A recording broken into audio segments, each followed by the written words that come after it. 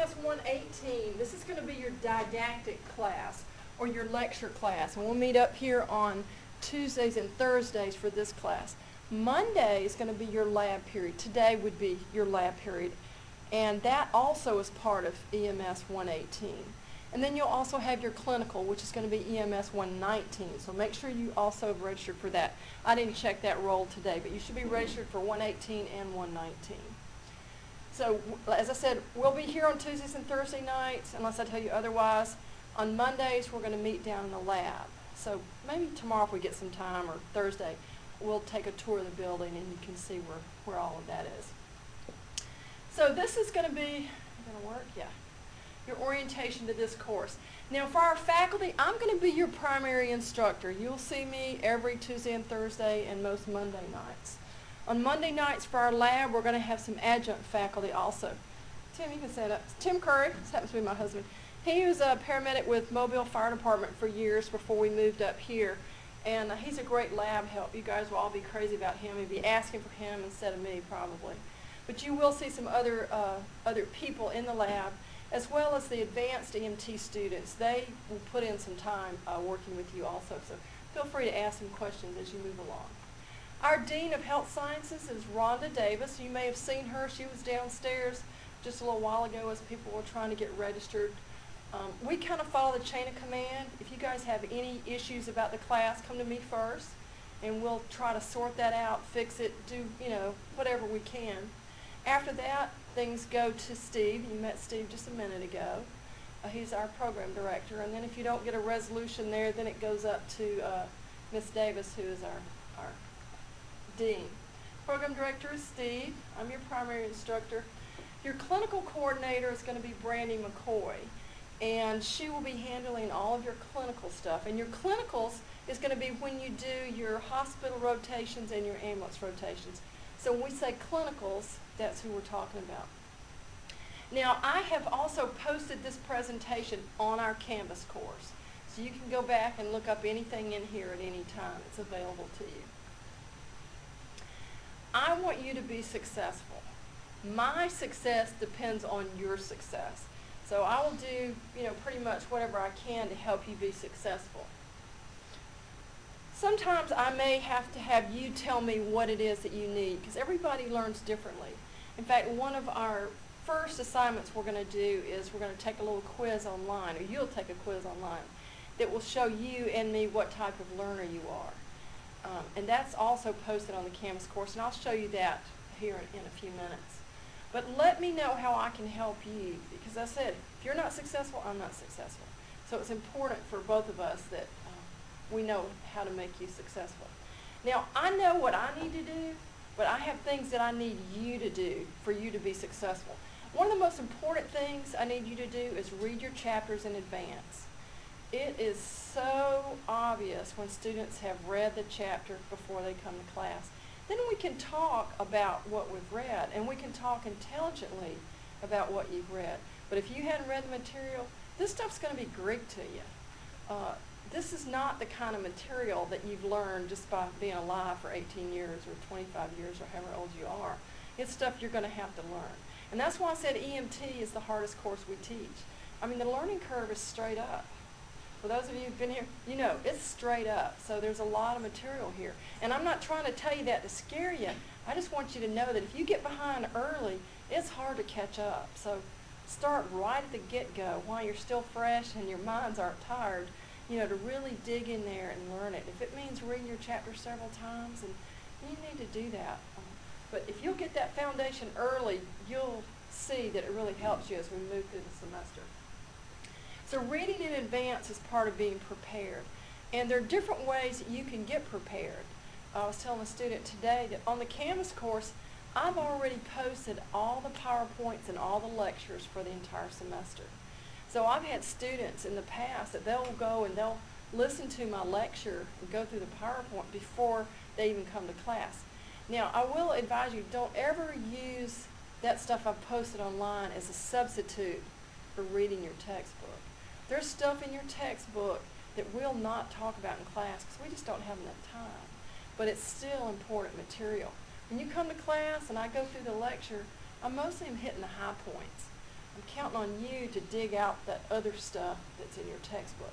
So use the online stuff as a supplement to what we're doing in class, but please don't think that you'll be able to substitute that for reading your textbook, because you won't be able to get it.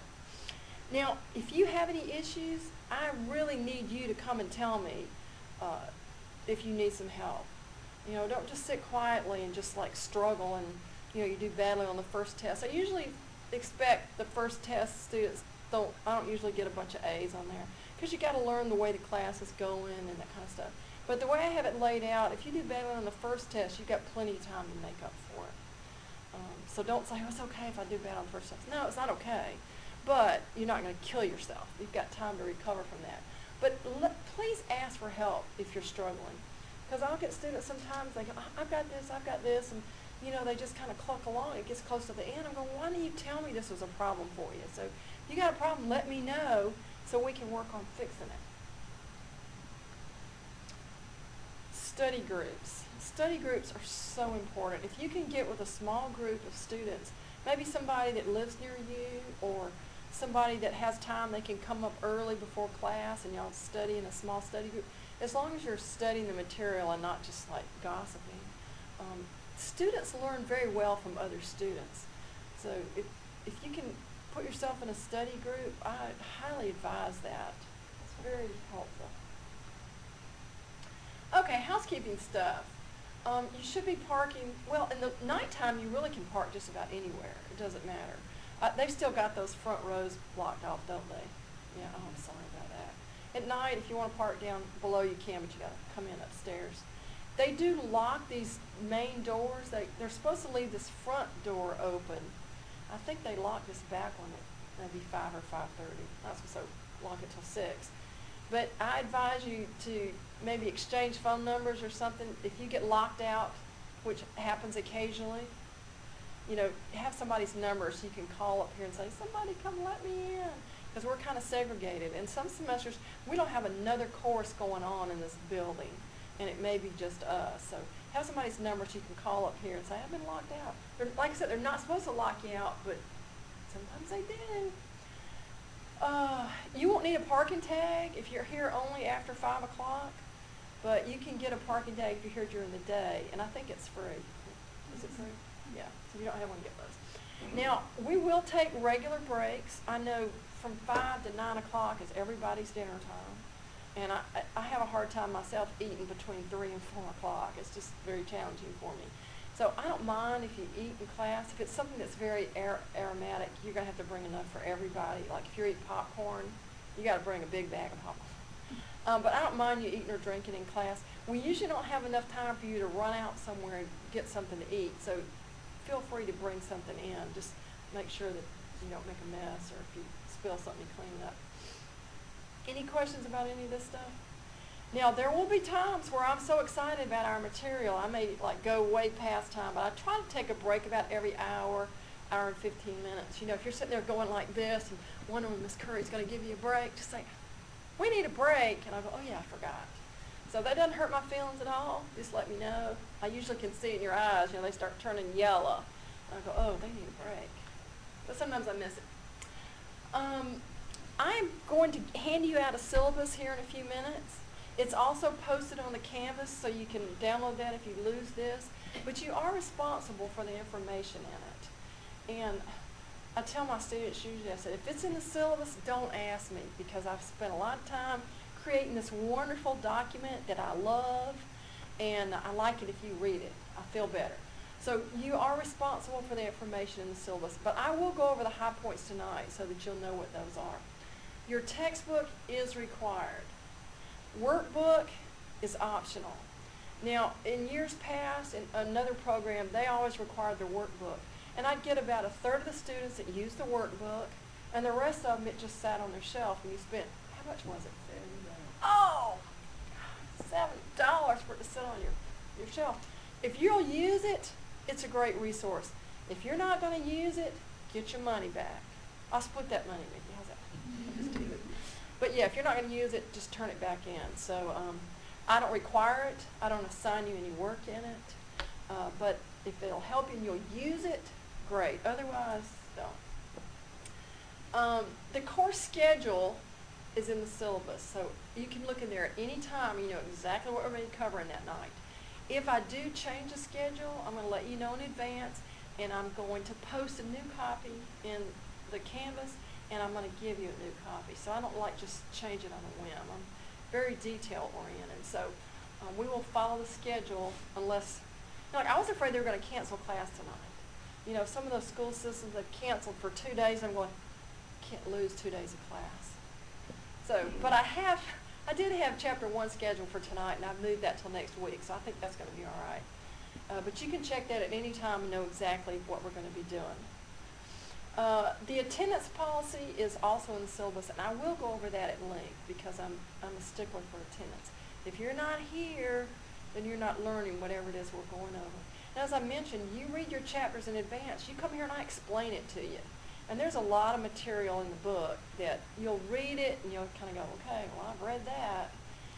But until you come to class and we talk about it, you really don't understand it. So, and being that this is the kind of course where people's lives depend on you knowing what you're doing, when you may miss something really important one night. So I'm not telling you you can't miss, but I'm telling you that you need to be really sick or something. I don't want any sick people in here. But don't just like decide you're going to go out on a date and not come to class. I'll hunt you down. It'll be bad. So as I mentioned, the syllabus will be posted there, so you can read that anytime. Okay, attendance is mandatory. This is one class that if you're not here, you're not learning. So I expect you to be here. And I'll tell you what, my classes have the best attendance of any class on this campus. Students come to class, and I hope it's because we're like having fun and learning stuff. But I do expect you to be here. I'm going to pass a sign-in sheet every class period. So I'll know, and I'm going to post that on, I think it's on Canvas, where I keep up with that. Now you are allowed to miss 2 lecture days and a lab day, which works out to a whole week. So if in the middle of the semester, whatever, you can miss those classes. And it doesn't matter if you're sick, don't bring me a doctor's excuse. It doesn't matter, because for whatever reason you're not here, you're just not here. So I hope that you're not sick, but I hope you are sick if you're not here. But I want everybody to stay well. So you can miss 2 lecture classes and 1 lab. We do so much material in lab, and it is a real pain in the neck to have to make up a lab, because we're kind of working along, you're learning these skills. Once you learn that skill, then we're going to test off on it. If you miss that test off date, or if you missed the week before and you're not ready when we're testing off, it just really throws the whole thing off. So you can miss 1 lab class and 2 lecture classes.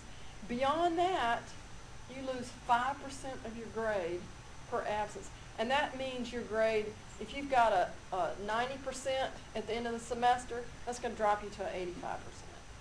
So just make it part of your job to be here. If you're not here, you're not learning. So I don't do that to be mean, because it doesn't really hurt me if you're not here, but it hurts all of us. And you'll find that through the course of this semester, you guys will become very good friends. You'll get to know each other very well. And if you're not here, the whole rest of the class is wondering where you are. And they're texting and calling, well, why isn't Susie here? I don't know, she didn't tell me. Well, she told me, and blah, blah, blah, blah. So you'll form a real tight little group here. Your grade, you get 5 points for every class day that you're here on time and you stay the whole time. So at the end of the semester, I add up all the points and you get your grade. Most students, this helps their grade, because, as I said, you guys are really good about coming. If you come late, like if you're more than 15 minutes late, I'm going to dock you. If you leave early before we're done, I'm going to dock you. If you're more than 30 minutes late to class, or you leave more than 30 minutes early, you're just not going to get credit for that night. So, but attendance is not a killer for you, you know, so don't be worried about missing those points. But if you're here every time, on time, then that extra 5% at the end of the semester is really nice.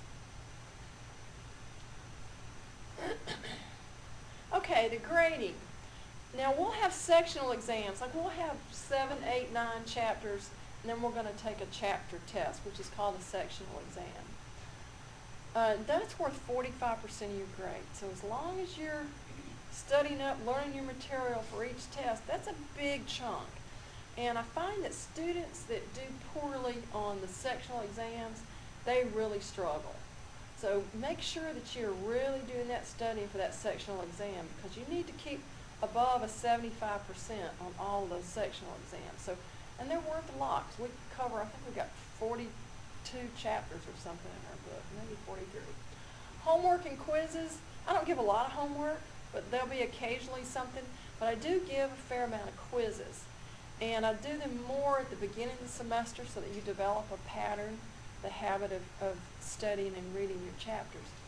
And I don't tell you when those are. Most cases, you'll come in, I'll say, okay, we're going to have a quiz. We're having a quiz? Yeah, we're having a quiz.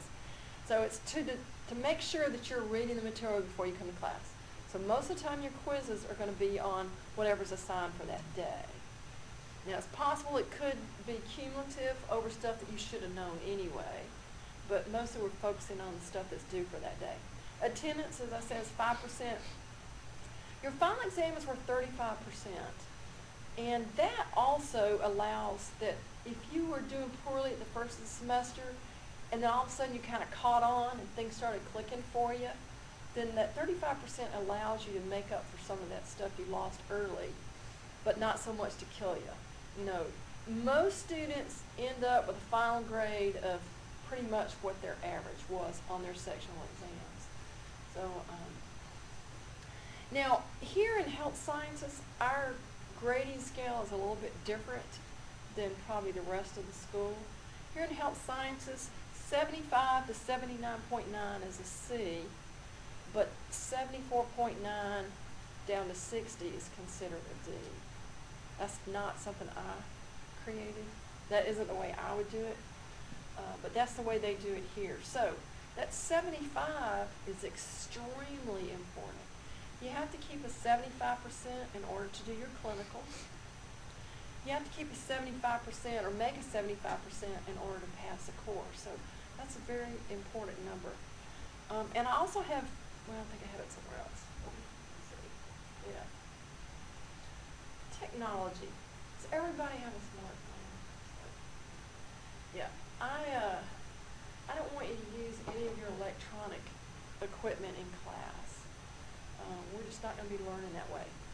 So just put all that stuff away. You don't need to be following along on your iPads or anything like that. If you have some type of an emergency, like somebody's sick and or you've got a child or something and you're thinking you may get an important call, then just let me know. Say, I'm expecting a call from my doctor or, whatever it is. And then I'll just tell you just to leave it on stun or shake or whatever that is. And then you just get up and walk outside and take your call. But I don't want you using texting, doing any of that in class. I will embarrass you. Will I embarrass you? You've probably been embarrassed. I didn't embarrass you. I embarrassed some of your buds, didn't I? No, you accused me. Accused. Yeah, we had the clickers and whatnot. Yeah. You thought it was my phone. It's my phone. Right there. It went in. Yeah, sometimes they'll get their texting and they hold it down in their lap. I can tell you there ain't nothing good happening down in your lap during class. So if I see you like this in class, I'm going to embarrass you, and it'll be like really bad. You'll like turn all red and say, why don't you embarrass me? But if you do have an urgent reason that you need to be available to your phone, if you got a babysitter or something at home, just let me know, and then if it rings, you just walk out. So make sure you get permission before that. I show no mercy with these. So if I have to warn you saying, that's right, no mercy. Yeah. If I have to warn you, that's your first warning. After that, I'm just going to tell you, just take it to the house. Just gather up all your stuff. I've had students do that before. Just gather up your stuff, and we'll see you next class period. It's just very distracting for me, but it also distracts your seatmates and the people around you. If they know you're over here going like this, or you're sitting here laughing, and looking at your phone, it just distracts everybody. So believe me, you can exist without your phone for 2 or 3 hours. Wouldn't you say? We used to do it in the olden days. We didn't have portable phones. Okay, so subsequent offenses, if it continues to be a problem, you're just going to start losing 5% of your grade. You can't lose many of those, I can tell you. But be forewarned. I mentioned about the quizzes. I will give unannounced quizzes. There are a couple that I'm going to tell you in advance. We do a heart quiz. I'm going to tell you, we're doing a heart quiz. You can start studying up for that anytime. I have another quiz that we give, and I will tell you, we're going to have this quiz. It's going to be over this. Do your work, come in, make 100%. But in the most part, they're going to be unannounced quizzes. So, but they're never long because I don't have that much time to spend. Read your chapters that are assigned before coming to class. Night before, the week before, whatever's fine. Now, if you miss a quiz, this sounds terrible, but too bad, so sad.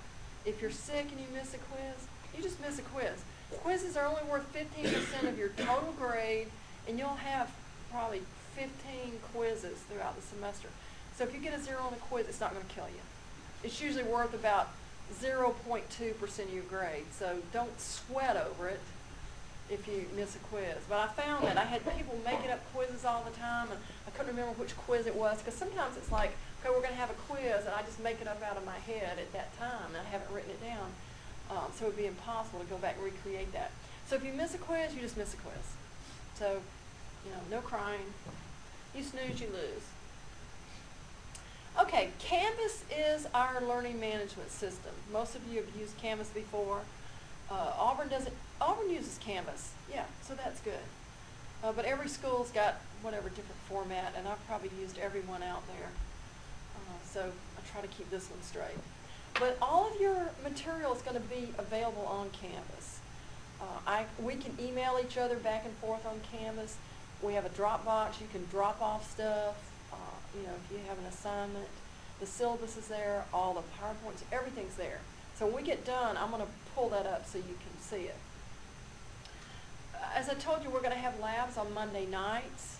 So we're going to have lab sheets that you're going to be required to learn those skills. And I will hand you out a set of those on Monday. But they're also available on the website. So if you lose something or you want to look something up, they're all there for you. And I've also posted some other resources. Like I have I mentioned the heart quiz. Some students, very few, but a few students catch right on to the way the heart works.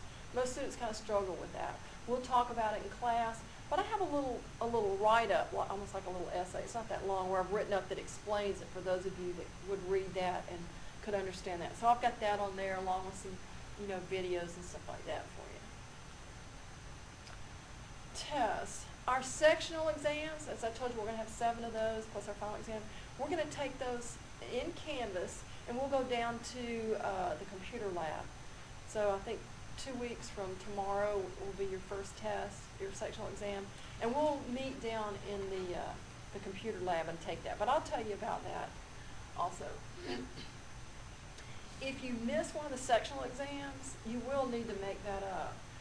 School policy allows you 7 days in which to make that up, so that's really just 5 school days.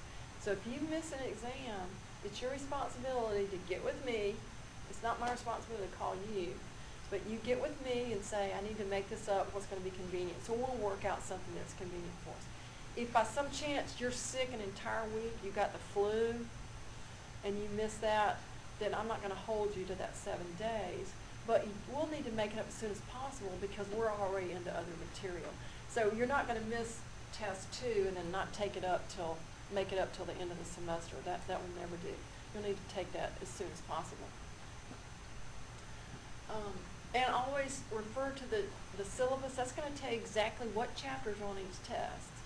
So verify that, when you're doing your study, and make sure you've got the right ones. After you take the exam in Canvas, after everybody's finished it, then I'll open it back up so you can go back and see what you missed and that kind of stuff. Any questions about anything so far? They're awful hot. Probably be frozen to death. Okay. I provide a lot of ways for you to make a good grade. I mentioned the quizzes. You get points for attendance. We have Children's Expo this semester. I'm not sure what the date is, but that's an opportunity if students want to go and work at Children's Expo, where you can get some bonus points for that. And so from time to time, I may have some extra credit available for you.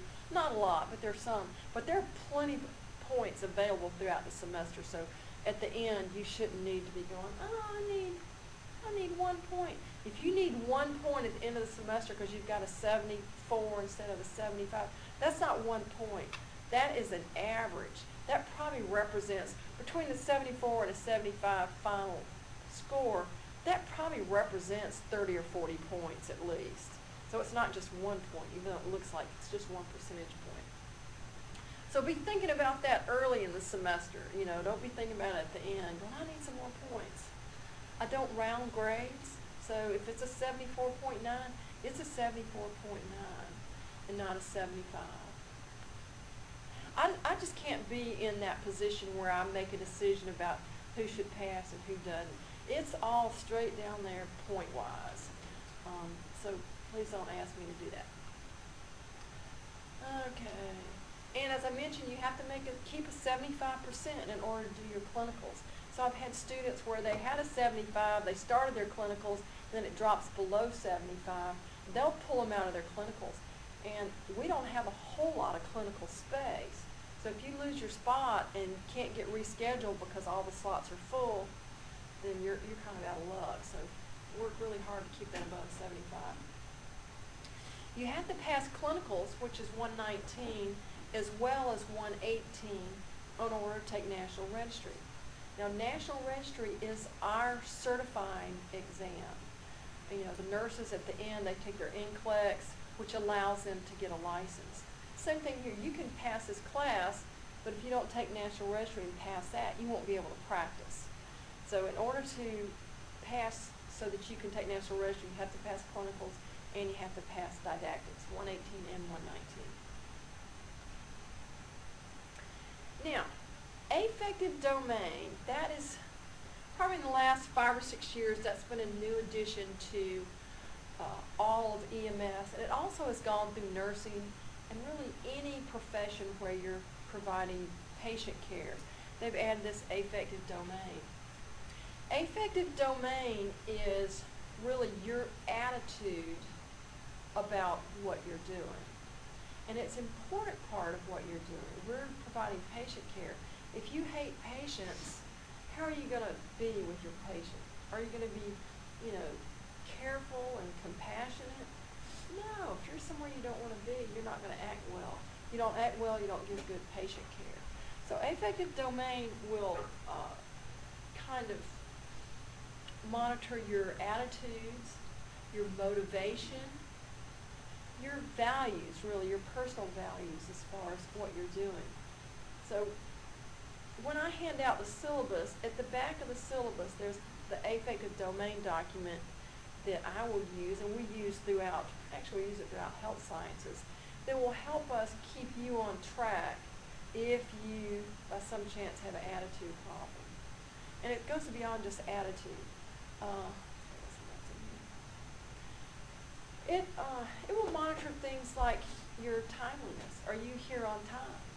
If you can't be here on time for class, what are the chances are you're going to be on time for your shift at the hospital or at the ambulance? And I know with EMS, we work oftentimes 24-hour shifts. And by 7 o'clock the next morning, after I've been on for 24 hours, I want to be what? Off. Yeah, and if you can't come on time, I can tell you at 7 o'clock in the morning, more people go into cardiac arrest at 6:30. So, you know, 6:45. yeah, I mean, I'm waiting to get off, and I've been on for 24 hours, and we ran all night long, and you can't manage to get your tail to work on time. I'm having to cover your shift. So guess what? Now I don't like you anymore. And the other people that work with you don't like you anymore. And then you have a lot of problems there. So some of these things, there are people that are just, they just have a problem with timeliness. And so what we do is midway through the semester, I'll sit down and say, you know, you seem to have a problem with time management. Either you can't get here on time, or you're not getting to read your chapters in time, or you're not turning your work in on time. Then it's a problem. It's not that I'm mad at you, but it's a way for me to say, this seems to be the issue for you. How about let's see if we can work on that and fix that so everything goes well the rest of the semester. So it's an opportunity for us and you to see if there are any, you know, problems that you need to work on and fix so so that by the time you graduate and move on, you're like everybody's dream employee. You'll be my dream student. So that's what affective domain is, and it's most students don't have a problem with it. Most people just get all their points and it's all good. But if there's anybody that has a problem, like say we had a student that they came to class and they always looked dirty or they smelled bad. You know, I mean, I don't care if you look dirty and smell bad somewhere else, but in class, that's a reflection of the respect that you have for the people that you're sitting around and working with. And if you're like that when you come to class, I expect that probably will bleed over in, it's probably not a good word, bleed, but hold over to your work life, you know, where you go to work and your clothes aren't clean or you haven't showered or something. So those types of things we want to catch, have you fix it, and move on, and everything's good. So that's what affective domain is. And we'll meet midway through the semester and see if you have any issues that you want to talk about or we have stuff we need to fix. Any questions about that? Like I said, I've got the document and the syllabus so you can look at it. Communication. Communication is so important to this class. This is not like a class of English 101 where there are 250 students and where we never have a conversation. We should have lots of conversations, us, you and me, individually as a class. So communication is very important. The best way to reach me outside of class is going to be email. I do check my email regularly. Phone, not so much. If I've got a student in my office, which is not uncommon, I'm not answering my phone. If I've got another faculty member in my office, I'm not answering my phone. And then I'm out so much too, not in my office. You can leave a message, voicemail message, but the best way is going to be email. I do check that. You can email me anytime, day or night. Surprisingly, I'm up in the middle of the night sometimes. I remember one night a couple years ago, it was like Christmas Eve, and I was working on a project, and I had a pop-up from a student. It's like 11 o'clock or something. I'm like, Santa Claus is coming. You don't need to be online talking to me. So email me. I'll get back to you as soon as possible. I will say, though, if I don't get back with you, and over the weekend, give me the extra day, because I may not check it on the weekend. But if I don't get back to you within, about 24 hours, send me another email. Just make sure I hadn't accidentally sent you to junk mail or something. So if you don't hear back from me, call my phone, or check with one of the other instructors. But I'm usually pretty good about responding. This is my phone number and my extension. Here you have to have the extension.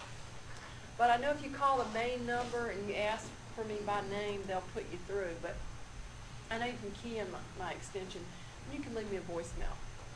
That's going to be like way down the list of ways to contact me. That is if you want a response. In fact, since right before Thanksgiving, my phone has been out of order. Today was the first day that my phone actually was working. I don't know how they did that. Now, the school will communicate with you through your Southern Union email account.